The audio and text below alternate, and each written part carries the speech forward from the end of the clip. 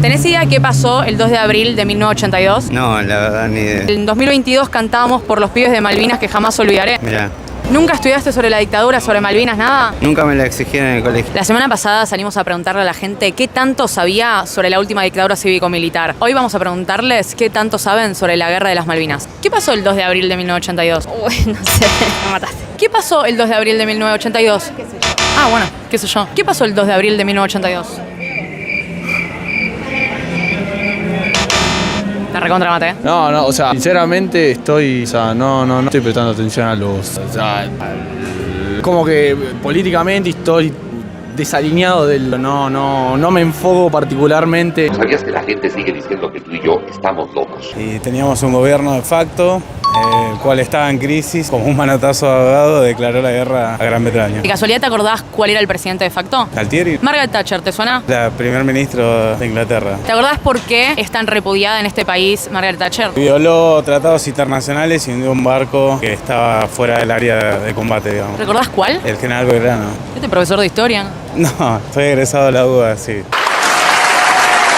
En un contexto muy particular del país, ¿no? Después de una gran crisis económica en 1981, la dictadura se va quedando sin aire, asume Galtieri, hay una enorme manifestación popular de protesta el 30 de marzo del 82, y la dictadura que tenía preparado el ataque a Malvinas para más o menos mediados, 25 de mayo, 9 de julio del 82, apura entonces los tiempos y termina lanzando la Operación Rosario el 2 de abril de 1982.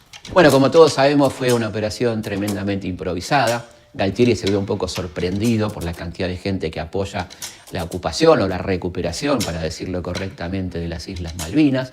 Se siente fuerte, cree que esto lo va a catapultar al poder eternamente. Entonces, la idea que era inicialmente llegar a Malvinas, plantar la bandera y retirarse, se transforma en permanecer en las islas, desafiando al poder militar más grande del mundo, que era Inglaterra y la OTAN, porque no era solamente Inglaterra, sino sus históricos aliados.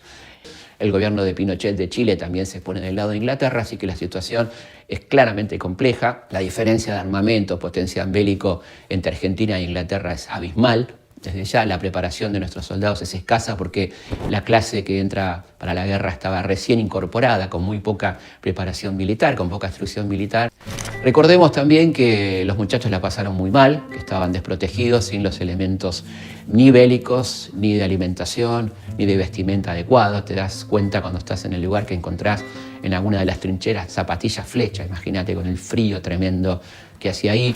Hubo torturas hacia los soldados, todo esto también hay que decirlo, por parte de algunos oficiales que ejercieron muy mal su misión bélica en las islas, y casos de heroísmo y casos de comportamiento ejemplar por parte de la Fuerza Aérea, por parte de algunos miembros del ejército y particularmente de los soldados, nuestros queridos héroes de Malvinas. En medio de todo esto, el gobierno militar, que no le importaba en absoluto ni la vida de los soldados, ni la soberanía, ni nada que se le parezca, montó una campaña propagandística impresionante con algunos personajes como Gómez Fuentes, que decía vamos ganando, la revista Gente, seguimos ganando, etcétera, etcétera, y una campaña de recolección de alimentos, de dinero, que fue las 24 horas de Malvinas, el Fondo Patriótico por Malvinas, que fueron más de 10 millones de dólares, de los cuales nadie vio nada, salvo algunos vivos que se apropiaron de esa cuestión, ¿no? Se mandaba dinero, comida, etc. Y después también una cosa muy conmovedora eran las cartas que mandaban los chicos de las escuelas. Hubo un episodio muy famoso, un niño argentino de Buenos Aires mandó una carta a un soldado desconocido, dentro de un chocolate. Y alguien en un kiosco, comprando un chocolate, encontró la carta adentro. Fíjate vos el escándalo, ¿no? Lo que hacían con las cosas, las terminaban vendiendo en Buenos Aires. Fue tan escandaloso que la propia revista Gente lo sacó en la tapa después de la derrota, ¿no? El famoso niño del chocolate, que es un ejemplo de lo que se hizo con la buena voluntad y el amor que ponía la gente para cuidar a los soldados. Había cadenas de gente tejiendo, gente donando sangre, bueno, todo lo que significó aquello, que terminó con una derrota escandalosa. Y como sabemos, lo que pasa es básicamente una serie de actos heroicos, algunos de la Fuerza Aérea, otros de las Fuerzas de Tierra, encabezados fundamentalmente por suboficiales y por soldados, nuestros héroes de Malvinas, Y en medio de todo esto, la decisión británica, por supuesto, de atacar y recuperar las islas, ¿no? Mientras que el gobierno militar argentino, que decía defender la soberanía, no toca un solo centavo de las cuentas británicas en Argentina, ni ninguna empresa británica. Margaret Thatcher decreta al otro día, el 3 de abril, decreta la cancelación y la expropiación de las cuentas argentinas en Londres, para que veas las diferencias entre un gobierno y otro.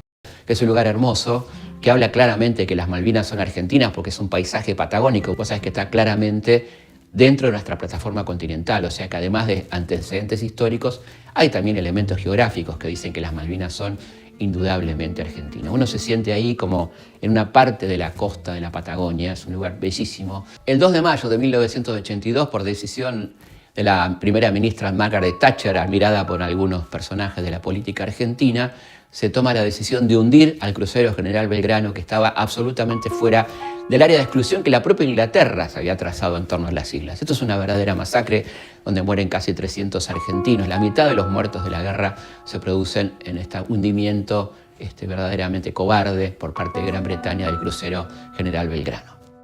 Terminó con una derrota escandalosa el 14 de junio de 1982, que va a abrir las puertas a la democracia, porque como sabemos ya a la dictadura no le quedó más aire, ¿no? Y tuvo que empezar a pensar en la retirada, por supuesto la renuncia de Galtieri, la llegada de Viñones y la transición larga, muy larga transición hacia la democracia, porque la dictadura necesitaba destruir pruebas, blindar a los empresarios amigos con la estatización de la deuda privada. Todo eso se tomó bastante tiempo, desde la derrota de junio hasta la llegada de la democracia en diciembre de 1983. Hoy Malvinas sigue siendo una causa nacional. Por supuesto, la única vía que nos queda es la diplomática, pero sobre todo también nos queda el recuerdo, la memoria y seguir diciéndonos y diciéndole al mundo: las Malvinas son, fueron y serán siempre argentinas.